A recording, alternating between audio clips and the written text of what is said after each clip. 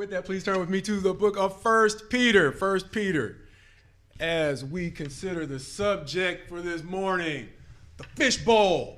The fishbowl. And why the fishbowl? Kind of talked about it in class a little bit. But the fishbowl was kind of the second title. The first title was going to be the variety pack. Why variety pack? Because I'm always putting candy out at the back table. And the one that gives me the least headaches is the variety pack. Because I can hopefully get something that everybody can enjoy with one stop at the shopping centers. But sometimes that's not always the case. Okay, so why two titles? The variety pack, because as we've already talked about through two classes, this is literally a letter where Peter is talking about the variety of trials that a person of God who's claimed to be a disciple, right, can expect to endure. The fishbowl, because it's so much easier for me to deal with trials in private. But we don't always get that luxury as believers. Did Peter always get that luxury? Oh, wait, as he sunk in the sea, having taken a step off of the boat, right? Sometimes the flip side of having taken a great step of faith is, starting to sink. Great if that was in private, but that story lives on. If you've ever had a story that you get together, either if it's at a college or a high school reunion, or amongst friends you haven't seen in a while, and that story lives on, you know what it's like to live at least some portions of our successes and failures in a fishbowl. And Peter, was that the last time? No, because he publicly made a statement that I will not leave you even if all these do, only to very publicly have that story live on in the lore of not just that circle of friends, but all of us generations later on. So when Peter is writing these two letters, he is writing from the perspective he's much familiar with, and that is one who has lived in the fishbowl, both the highs and the lows. And he's saying this to people who at certain points, even though we have those things that God provides us, the privacy to work out in secret or in private, they're just those things that he's going to call us to work out in public. Why? Because our life is a living witness of what it's like to be transformed from whatever it was that we were to what God has called us to be. And so there are portions of our life that have to be lived out in the fishbowl. And so that's what we're looking at as Peter goes through this variety pack of sufferings that we can expect to endure. But who is our example? Of course, worst kept secret in the Bible is Christ. And so as we go through these things, and Satan tempts us to focus so much on our problems that we can sometimes see nothing but the problems, as we talked about before, the recurring sub-theme that comes up over and over in both of these letters is our example of how to deal with suffering is the Christ. And why is he the best example? It's because, well, wait a minute, unlike me or anybody else I can call on, even though I have my earthly heroes, he is the only one who didn't deserve any of it at all. So, man, I wish I could say that. But ultimately, he starts out, First Peter, talking about how we can endure suffering. First off, as those who have things we got to work on and work out if we want to see Christ in holiness. Let's start at verse 13. After he has introduced us to the salvation that is ready, meaning he wants you to be encouraged, first of all, to understand, as we've seen in different parts of the Bible, your labor is not in vain, as Paul says. That's essentially what he's saying in the first 12 verses. Understand what it is that you are enduring all of this suffering for. So that in verse 13, therefore, preparing your minds for action, be sober-minded, set your hope fully on the grace that will be brought to you at the revelation of Jesus Christ. As obedient children, do not be conformed to the passions of your former ignorance, but as he who called you is holy, be holy in all your conduct. Marcus Adlib, good luck with that. Verse 16, since it is written, you shall be holy, for I am holy. And if you call on him who Verse 17, if you call on him as Father who judges impartially according to each one's deeds, conduct yourselves with fear throughout the time of your exile. We're going to keep reading down to verse 19, maybe through 20.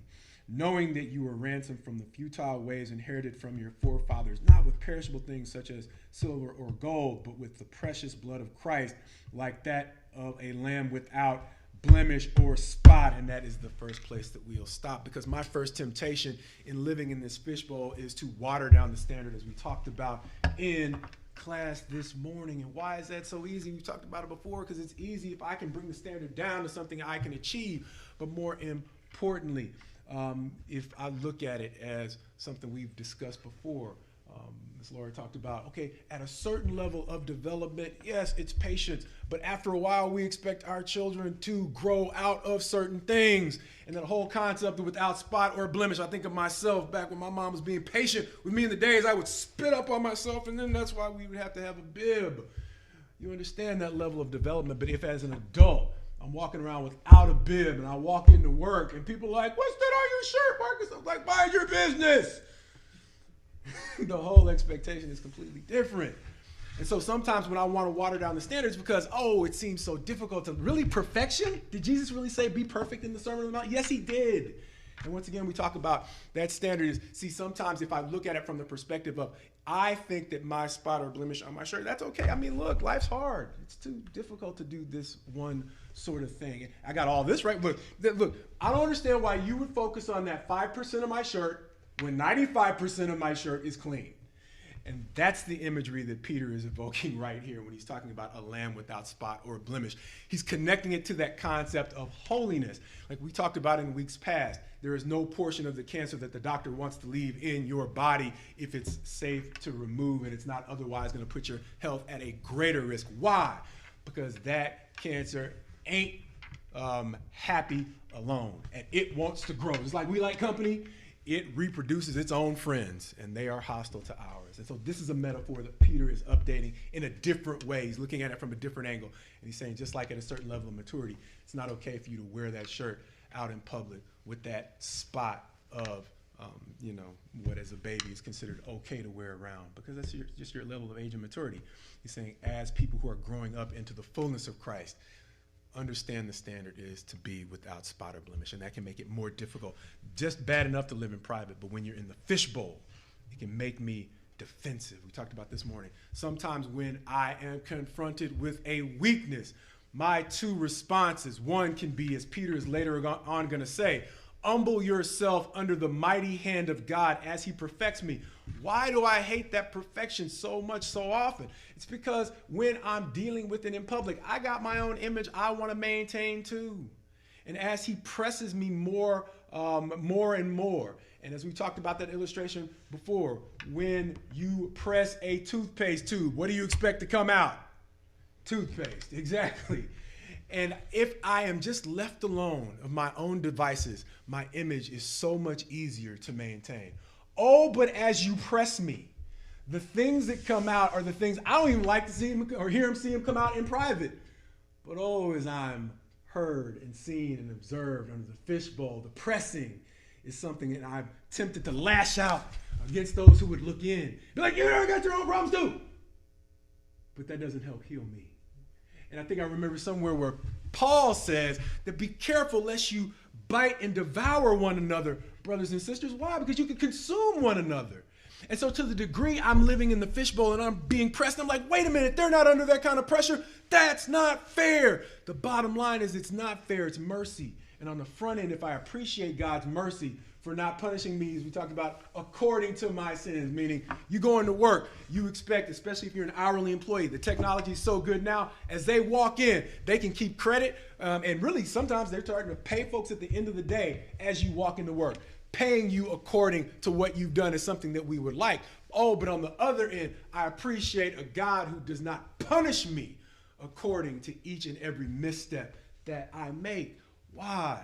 Because we all understand the need for mercy, and as we talked about with our friends in either AA or NA, Alcoholics Anonymous, or in Narcotics Anonymous, the standard introduction that we can all relate to from Alcoholics Anonymous, whether we've been to a meeting or not, is if you are a member with any level of sobriety up under you, it might be months, it might be years, you introduce yourself as I am, fill in the blank, and I am, not I was, an alcoholic, because you recognize the persistent struggle that even your sobriety can face under the wrong set of temptations. And so the two paths that we can take as we are exposed and pressed in that fishbowl is either to lash out at people outside of the fishbowl who seem like they don't have it as rough as we do, or we can choose humility which is exactly what Peter, as we skip ahead, is going to suggest that we need to do, as we talked about a little bit this morning already in chapter 5 of 1 Peter, beginning at verse 5. Likewise, you who are younger, be subject to the elders. Clothe yourselves, all of you, with humility toward one another, for God opposes the proud, but gives grace to the humble. Humble yourselves, therefore, under the mighty hand of God, so that at the proper time he may exalt you, casting all your anxieties on him because he cares for you. And so when I am tempted to lash out at brother or sister because it seems like they are not dealing with it as tough as I have it, and they don't have to deal with it in the fishbowl, they can deal with it in private. Understand that anxiety is a real anxiety, and that is an anxiety I can cast on the Lord, so that I don't have to feel the obligation to defend myself or deny that I've sinned when he's basically put me on display. He cares that I'm embarrassed by my shortcomings.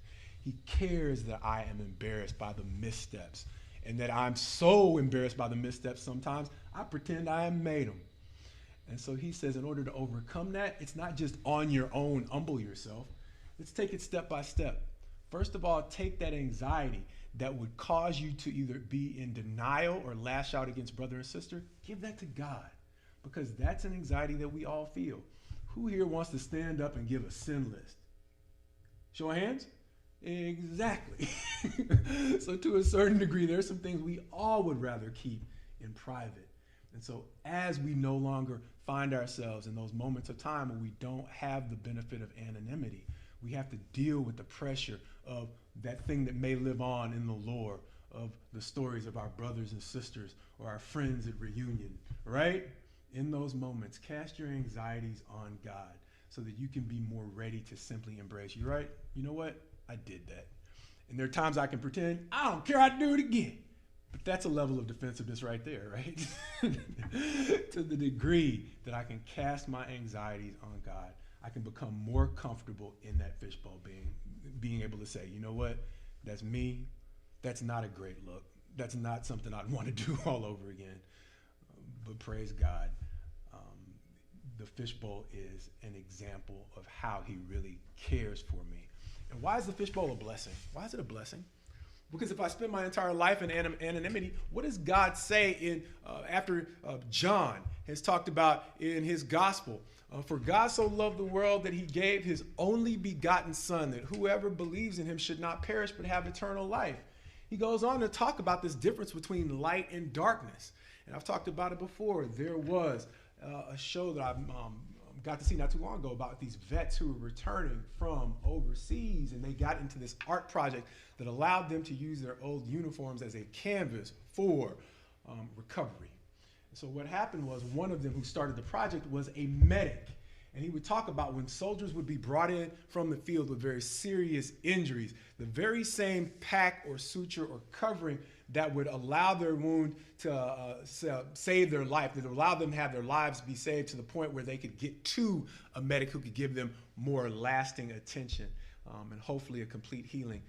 Sometimes that pack or bandage or field dressing would have to be pulled out in a very painful way from the wound that it had already begun to adhere to. And the soldier who wanted healing did not want to see the doctor who is now going to pull a covering off of an already painful spot. But he would say, if I don't hurt you, I can't help heal you. And if the light doesn't get in, then that wound is simply going to fester and it's going to kill you. Understand what God is trying to do with the fishbowl.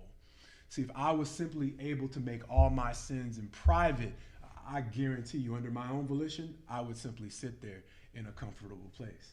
But the fishbowl sometimes forces me into a place of healing that I'm not comfortable moving into. And even though it feels unfair, the fishbowl is there because God has to remove and sometimes tear off the packing on a place in my life that has improperly healed and is still potentially fatal. And so even the fishbowl, even though it is pulling back my public veneer, it is providing an opportunity for lasting healing, so that I don't have to walk around in a shirt that I'm defending. But one day he can bring me into a place where I can hold myself with my head high, not based on idle pride, in my self-esteem, but in the fact that one day I can actually be genuinely clean. And none of us necessarily knows what that looks like yet. We know that the process is painful at times, but even the embarrassing moments are there designated for God to say, I need you to be completely whole. And you don't even understand what's under that bandage until we pull it off. Thus, the fishbowl is a place of love, even though it can sometimes feel like a place of misery, right? So with that, he names some of those things later on as he goes and finishes the first chapter of 1 Peter of the things that count for holiness. And as we go into 2 Peter and look at verse 1, some of those things can seem like a pretty high bar. So put away all malice. Really? All of it? Okay, well, I can do the next one. All deceit? Really? Good luck with that. And hypocrisy. I got that one. No. And envy and all slander. That's one of those things, if you read it too fast, be like, oh yeah, that's okay. But if you think very deeply, that's one where I'm sure you don't have to think very far. And if you do, and you still think pretty far, and you're like, oh, I got those down, go add that to your prayer list tonight and ask God to show you how well I'm doing on those. And that can help you understand why holiness is such a high bar. Why? Because I live in a world where it's easy for me, once I'm in the fishbowl, to lash out and see, I see it in everybody but, me, because I'm embarrassed that I've been put in the fishbowl. And sometimes my defensiveness is a barrier to me seeing how much I still have to struggle. And so it's so good that sometimes God presses me like that tube of toothpaste to get out the rest of what ain't supposed to be in there so he can refill it with things that are. That is the picture of holiness and walking in the image of a lamb, or following as a disciple of lamb who was offered without spot or blemish, who is transferring us into a kingdom where we will exist without spot or blemish. Okay, so that's awesome if all I have to deal with is my stuff, because if I'm just honest with myself, there's some things I deserve to suffer for, but he doesn't leave it there. Part of the variety pack is dealing with those things that I really ain't earned as trials, and he talks about those beginning in many places, well, at least if he hasn't already addressed it or broached that issue in the rest of chapter 2, he starts it in verse 13. Be subject for the Lord's sake to every human institution, whether it be to the emperor as supreme or to governors as sent by him to punish those who do evil and to praise those who do good. For this is the will of God, that by doing good you shall put to silence the ignorance of foolish people. Let's stop first there. There are some things that I am going to have earned in the way of criticism, but one of the things about our blemishes is they give people a blanket opportunity to say anytime, even when we're speaking truth, look at that guy, you remember when he, and then that's when the story comes back up, right? And so that's the hard part about overcoming our past, is it taints us even when we've begun to do exactly what we need to do. And God says the remedy for that is, that's all right. Be persistent in doing good. I think we mentioned back before that whole concept last week of steadfastness. That's going to come up again in 2 Peter when the things he's going to say you need to add to your faith. Among them are steadfastness. And we talked about it before. Being stubborn in a good thing is one of the things that helps us move out of the stigma of our past transgressions. And so that's literally what he's telling us we need to do here, is allow your good conduct in some ways to be a natural defense to the criticism that you're going to take, insofar as your real flaws, we've all got them, are blown way out of proportion to completely mute or dismiss your voice. The only thing you have in defense sometimes is what you've actually done. We mentioned David as an example. Once again, there was no sacrifice for the sin with Bathsheba and ultimately arranging the murder of Uriah. But the people who stuck with him did not have to hang their hats on blind loyalty. In many ways, it was the fact that David led a life of caring and even as a man of war, showing compassion for the weak and downtrodden, that in the time of his actual sins, those are the people who stuck by him as he lived as an exile in his own kingdom. And that's why we say, during those good times, it is so important for us to build up what even the secular world. I tell you sometimes about my first mentor out of college. It was a man who, if he had a history in going to church, it was long past him. And sometimes they would pair us up in that way, knowing that you're a super Christian. They want to see how you can work with people who aren't like you, who aren't Christians. And this man was nice enough to give me the wisdom that he had accumulated, even understanding that we came from very different backgrounds, spiritually, culturally, in every way. And almost every way. We still have some human things in common. But he talked to me in addition to what I've already talked to you about in terms of, okay, look, once you lose your credibility, it's hard to get back. He talked moreover about the things that we have to do in terms of preserving goodwill. And that corollary principle to your reputation is goodwill. It's that thing that opens doors for you in situations where people don't know you so well. It's the fact that, okay, we see this person has a track record of winning in that circumstance, or winning in that circumstance, or when put in that difficult circumstance, they have been able to perform. And so I know that from this corner, we can always call up, if we make enough phone calls, we can find the bad news, right?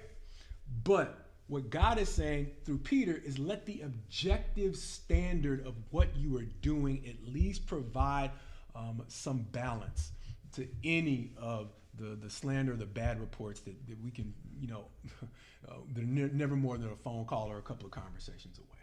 Saying no matter who we are, we're always going to have that part of who we are, because there's some things we've just done to earn that. But more importantly, allow the good things that you do in a good season to balance out the damaging portion of what God is cleansing out of our character. And that's what he's saying will help us. Once again, verse 15, for this is the will of God, that by doing good you should put to silence the ignorance of foolish people. Verse 16, live as people who are free, but not using your freedom as a cover-up for evil, but living as servants of God. Honor everyone. Love the brotherhood. Fear God and honor the emperor. And that portion where he says not using our freedom as a cover-up for evil is actually going to have a relationship to that next set of challenges that he is going to talk about. Okay, it's one thing for all of us to live in a fishbowl, but what about a slave, somebody who's actually a bondservant living in the fishbowl? What does that look like, Peter? Verse 18, servants, be subject to your masters with all respect, not only with the good and gentle, but also to the unjust. As our brother read this morning, for this is a gracious thing when, mindful of God, one endures sorrows while suffering unjustly. For what credit is it if when you sin and are beaten for it, you endure? But if when you do good and suffer for it, you endure, this is a gracious thing in the sight of God. And this is the Christ illustration. For to this you have been called, because Christ also suffered for you, leaving an example so that you might follow in his steps. And that led to an entire Jesus movement back in the day. That whole concept of in his steps ended up becoming the title of a book that informed a generation of revival in different churches across America, maybe even different parts of the world. Why? Because they understood that if we were going to be able to walk out of this difficult minefield, obeying passages like this, bear up even under unrighteous institutions of slavery. And then we talked about this before. There's the whole concept of biblical slavery, but he's talking about this as a guide for even when you are unjustly imprisoned. This is how you go about leading your existence. And this is one of the things I had to learn going from the first world, having grown up, as I've told you all before, in an American ghetto, going to understand a completely different level of suffering. It helped me understand that, look, if I was going to have credibility with folks who were dealing with suffering on a level that I had never seen it, even though I had dealt with American-style injustice and American-style suffering, oh, that didn't translate to people who were actually eating from a trash heap. And so I had to realize, to the degree, even though I shared a common heritage with people in Africa, I am a hyphenated African American, and if I don't fully embrace that American portion, if I'm preaching passages like this, it's not going to translate well, because they can see through folks who have really suffered. I told you about the part I was jealous about. I saw my buddy and his feet and how beat up they were. And sometimes people will let you look at their feet and they'd be embarrassed about it. Like, I don't pull out my socks for nothing now, right? Sometimes I'm tempted to shower in my socks. But the bottom line is, ultimately, I thought his feet were a badge of honor because he could run over roads that would tear my feet to shreds. Talk to you on Wednesday about the families that would climb to the top of a mountain it takes an hour to get to. They would climb to that mountain just so they could chop enough wood down to sell and feed their family for the day. Often, I was shocked the first time I saw those families. I'd see them moving, but every now and again, sometimes your eyes are just open. You realize they don't have shoes on, and they're climbing a mountain. I don't know about you, but I haven't seen very many paved mountains. That one they did have a road that went on to the top, but that wasn't the path they got to take. Then they're crawling over rocks and thorns with bare feet. You can't fake that. I pull off my shoes and they know the difference. And so when I'm preaching a passage like this about suffering and servitude and slavery, I have to understand that it's coming from when he gives Christ as an example. Christ is the example of one who shed all of his privileges so that by the time he was getting or being pulled off of that cross, he was dead, having the flesh pulled from his back, submitting himself to the kind of suffering that made him able to relate to even the most oppressed. And so he put himself in that situation. Why does he call David a man after his own heart? Once again, you see a picture of David, a poor shepherd boy, called to be a king. Obviously not one of the most highly regarded even in his own household. But even living in that situation where when he brought the food to his brothers on the battlefield, and they're like, "What have you done now?" He was like, more like, "What have I done now?" That seems to me once again the ring of a young man who lived his early life in a fishbowl, because as soon as he got attention, he wasn't expecting to be good attention. He was like, "What have I done now?" Because not only was he in that fishbowl, he was used to whether he was doing good as a shepherd or as bad as a shepherd. He was going to be held accountable for whatever he did. But God used that double standard in David's life to build that strength of character that one day made him thick-skinned enough to be a king that was full of grace and mercy. And so he, as one of the things I've suggested, you go back and look maybe at how Saul built his army as opposed to how David built his. David just went out and suffered as he was driven out of the kingdom. And all the other downtrodden people went out to him. And you know what he did? He's like, that's my army. He didn't have them necessarily throw a javelin. He didn't be like, well, if you're going to be in my army, you got to be able to huck stone out of a sling just as good as I do. He just took the people who were hurting too, right? And that became his crew. Who Jesus picked in his... I'm going to get the top 10% of the class out of Pharisee and Sadducee school, and that's going to be my apostles. And no. Whosoever will, let him come. When he said at the advice, when he went to go in John chapter 14, he's like, when you prepare a banquet, and he was getting these invitations. We talked about counseling, how Jesus would often counsel in John's gospel over dinner. And often he was being invited by the Pharisees. And at one point he looked and he said, oh, I see how, one, you're fighting for the best positions at the table. And two, you've invited people who can pay you back. They've got clout, so they can pay you back with favors. He's like, I want you to invite folks who can't pay you back, because that's how your dad is going to account the blessings that he gives back to you, right? And so ultimately, when we're looking at a picture of Christ and who he fellowshiped and brought into his army to build his spiritual kingdom, and we looked at how David picked his army. We're looking at people who did all these things like Peter in a fishbowl, but who they chose to fellowship with were the people who were most hurting. And so that's what he's talking about. If I'm going to preach these passages, I have to, and that's exactly what he's going to say later on. If we skip ahead to chapter 5 in verse 1, when he's reiterating something that Paul counseled Timothy on in considering the qualifications of elders, Peter's going to speak on this a little bit as well. I exhort the elders among you as fellow elders as a fellow elder and a witness of the sufferings of Christ, as well as a partaker in the glory that is going to be revealed. Shepherd the flock of God that is among you, exercising oversight, not under compulsion, but willingly, as God would have you do. Not for shameful gain, but eagerly, not domineering over those in your charge, but examples to the flock. Don't overlook that portion of examples to the flock. I told you before I went to the mission field, I saw an elder at a congregation who was nice enough to hire me on as I was trying to fill up that gap between what I needed in terms of funds to get to the mission field and what I had left to do to get there. And he offered me a job as his farmhand as I preached for a congregation who couldn't really afford to pay. And I told you one of the best things about working for that farmer was, even though he was willing to take on a completely untrained farmhand, the one thing he could do is teach by example. And that's exactly what he did as he labored patiently with the preacher who was obviously just a preacher as he started to work on the farm and having to actually work with his hands. I was able to climb the learning curve a lot more quickly because he was showing me with patience exactly what he needed done. And so that's what he's saying, what he's looking for from us. Having received that blessing in the picture of an actual leader, it's only right for me to look back and try to preach these passages with that same level of empathy. It's not enough just to talk it and try to hide out in the church building. Oh, it'd be so easy to do. Why? Because I like to read. I don't like to suffer. So I got enough on my plate, I feel, that makes me want to say, I don't want to share in your sufferings.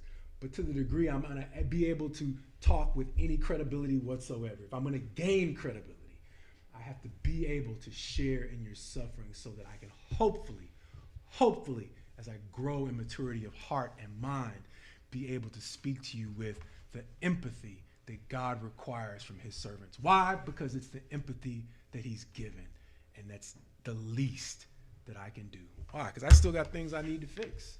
And going forward, if I want the fullness of his blessings, it only makes sense that if he's going to turn from me and, like we say, not going to whoop me according to my mistakes, that I'm not breaking out the whooping stick every time I think somebody's making a mistake.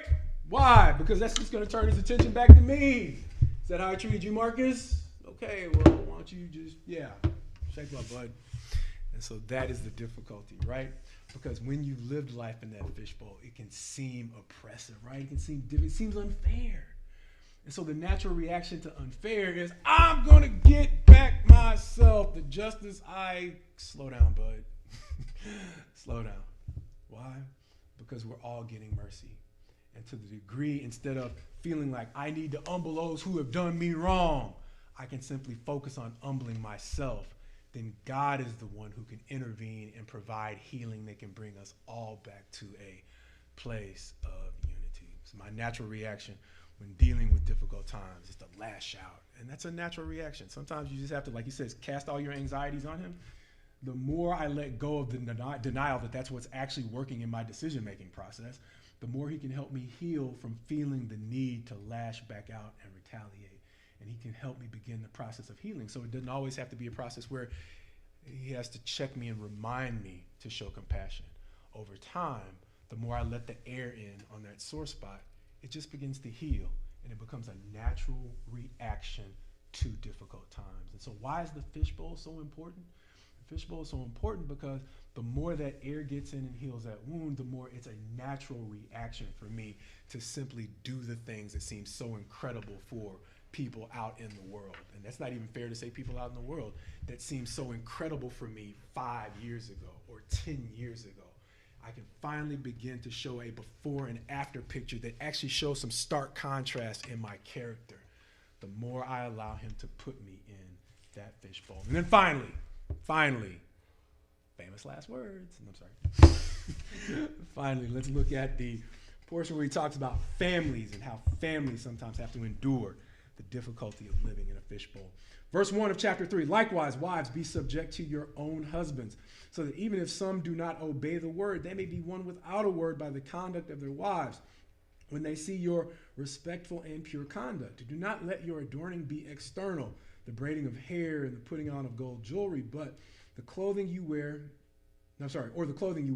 but let your adorning be the hidden person of the heart, with the imperishable beauty of a gentle and quiet spirit, which in God's sight is very precious. For this is how the holy women who hoped in God used to adorn themselves, by submitting to their own husbands, as Sarah obeyed Abraham, calling him Lord. And you are her children if you do good and do not fear anything that is frightening. Likewise, husbands, live with your wives in an understanding way, showing honor to the woman as the weaker vessel, since they are heirs with you of the grace of life, so that your prayers may not be hindered. And this is one where I've just gotten through talking about empathy. Okay, Marcus, so now are you going to, as a man, after talking about learning to empathize, now going to try to preach this passage to me as a woman? You haven't spent a day in my shoes. What are you going to do? I'm going to sidestep the issue. That's what I'm going to do. And I'm going to preach it globally and say, look at it like this. I've told you before, I can understand it from my perspective. And one of the traps that I used to fall into making my 5 and 10 year plans was realizing that I am making my plans for my benefit because there was a certain mix of, yeah, I had ambition, but then there was a certain sense of shame that I was trying to live down. As we talked about it, we all have different burdens. And so mine was, as being an African-American man, I had all the stigmas of stereotypes of being less able to achieve, not quite as smart, and just being lazy that I just wanted to shake off by being hardworking and doing the best that I can. But in trying to overcome all of those obstacles, what I failed to realize is that I was letting other people, often who don't even love me, feed into my motivations for what I was doing as a man. And I lost sight of what God had called me to do and why he called me to endure certain struggles. Understand, no matter where I fled to, if I decided that I was going to work hard enough to get this degree so that I could get this job, and I could ascend to this height, there was always going to be someone else who was lording over me. And ultimately, understand Satan's temptation in destroying the family unit. Whether or not Marcus can preach to the experience of a woman in a family, he's not offering you the chance of a choice between bondage to God's laws and his structure and freedom. That's the illusion. Because no matter how high we ascend in the working world, all we're doing is trading one level of service for another. Satan is not hiring free agents through these corporations. When you clock in with that boss, even though the world may encourage you through social circles, why would you listen to him? Why would you let him be submissive? The only alternative is going to a boss that you have absolutely no option but to be submissive to. And that was the reality I was confronted with as a black man trying to live down the stigma of slavery and Jim Crow and all of the other types of oppression. I really eventually one day woke up and realized, wait a minute, all they're inviting me to do is trade in one master for another. I think I like Jesus more. So when he gives me some things, it sounds difficult to listen to. Ultimately, when I read further and I read all those passages about cast your anxieties on me. All your anxieties? When's the last time you had a boss tell you that? Good luck finding them. And if they tell you that, you might want to put them on the polygraph machine. Because you start dumping anxieties on them and that's going to be like, look, buddy, I got lunch, I got a meeting, and that's going to be a short conversation. And so when you're trying to think of, it's easy. That's why one of the reasons why the Bible talks so much about mockery being a fatal flaw in character. It's because when you can't offer up a viable alternative to a thing, sometimes a good plan B is simply making fun of it. And so as Jesus takes on all the mockery of having, through the Holy Spirit, inspired passages like this, what people are really hiding is the fact that they can't provide a better alternative. They're not going to love you more than the God that penned these passages. All they're going to be able to do is ridicule and make it seem like he's offering you a stale financial package or something that's not really going to provide all the things you really want to enjoy, but all they're going to do is sell you. We used to call it in discovery, when you had an adversary. It seemed like they had a really great case. Sometimes you had to be careful when they were too eager to give over the documents, because sometimes people who are eager to give you the documents, they're really burying a golden nugget inside piles and reams of paper. And so sometimes people will fight handing over or making candid disclosures, but sometimes people will make candid disclosures that simply burden you so much that you can't find the confession that's locked inside of what they're saying. And the fine print of that alternative that a boss is offering you or a degree is offering you, that is the flaw in which, if you really read and you look at what they're offering or what their alternatives long enough, you realize that they're selling you a false bill of goods and a degree of servitude to a master who is much more cruel than the one who's simply telling you, oh, in many ways, okay, maybe submission isn't a bad idea. Because if I go over there, you mean that's who I'm submitting to? Wizard of Oz, once again, we talked about. The thing about the Wizard of Oz was the person who was behind the curtain was nothing like what he appeared to be. In that circumstance, it was a much stronger appearance than what was really hidden behind the curtain. Satan flips that, and he comes to us many times. Paul says, don't be surprised if his servants come to you as angels of light. Why? Because he himself dresses himself up as an angel of light. And so sometimes the alternatives to passages like this, that Marcus is going to tiptoe around and say you have to study and come to your own conclusion about them. I will simply offer this prescription. Don't be so hasty to reject the application of passages like this to now. Why? Because I have, having lived in a culture where these passages are more a reflection of the reality of how a family structure works. Understand, when he says, without faith, it is impossible to please God. And as we talked about on Wednesday, there are some who are last who will be first and some who are first who will be last. When we look at people like the Amish or people who live under passages like this as a part of their life, one of those things that is hidden is what exactly it is the reward will look like for people who simply look at these passages and say, maybe this should have more of an effect on my daily life. When we compare that to what we read and what I skipped over in the first few verses, which is basically this. If you look back to what he promises, the anchor of all these tough teachings that he's giving throughout 1 Peter is basically in the beginning, verse 3 of chapter 1. Blessed be the God and Father of Jesus Christ. According to his great mercy, he has caused us to be born again to a living hope through the resurrection of Jesus Christ from the dead, to an inheritance that is imperishable, undefiled, and unfading, kept in heaven for you, who by God's power are being guarded through faith for a salvation ready to be revealed in the last time. And that's the thing. Part of the ridicule that comes from living in these times is we can look around us and see examples of people who have no hope in a salvation ready to be revealed. They seem like they're doing so well. But please go back in your own time of personal study and read Psalm 73. That psalmist said, I allowed looking at the prosperity of those who reject God to make me bitter and angry until I pondered, surely God sets them in slippery places. And so that prosperity that comes chasing after the now is, we see it over and over again, but because we live, like we talked about it before, moving back past the fishbowl, what typically lives in a fishbowl? A goldfish. And goldfish memory is one of those things that we talked about before. It's good for a goldfish if we're talking about as people. We are forgetting, as God forgets our sins, the things from which we have been cleansed so that we can move forward into something better.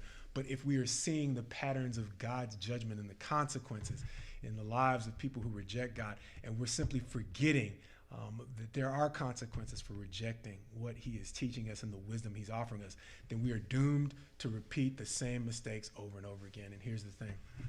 Over and over again, as I began to listen to the feedback, not being a man, but from some of my friends who I graduated with, who are trying to strike this very difficult balance between family and work.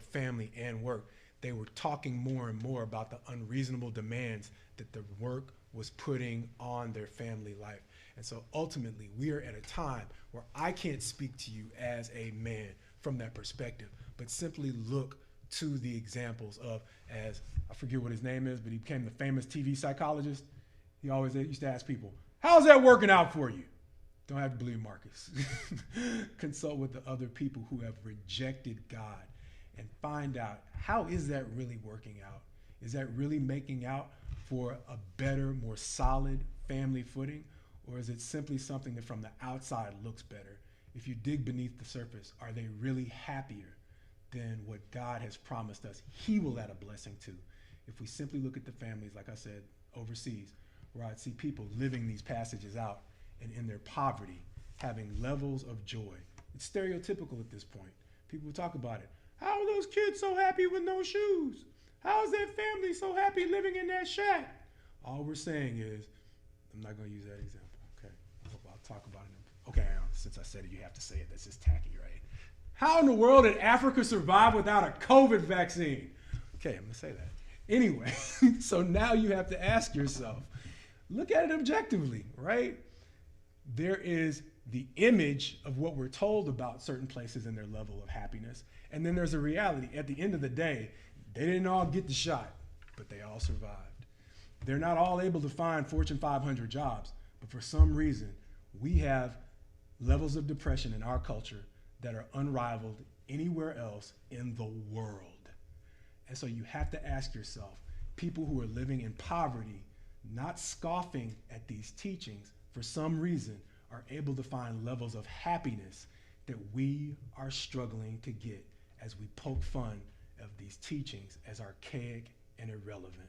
And we struggle, on the other hand, to find happiness in the alternative. So with that, I tried to tiptoe around the issue, but y'all know I'm not so good at tiptoeing. So for that, with that, one of the reasons why I usually say when I'm teaching, hey, two things you always got an open invitation to do is be like, brother, that's not in my Bible. If for no other reason, we use different translations. Sometimes I might just be quoting it wrong. Or, brother, you might just want to move on because you're beating the dead horse again. Say I went to that.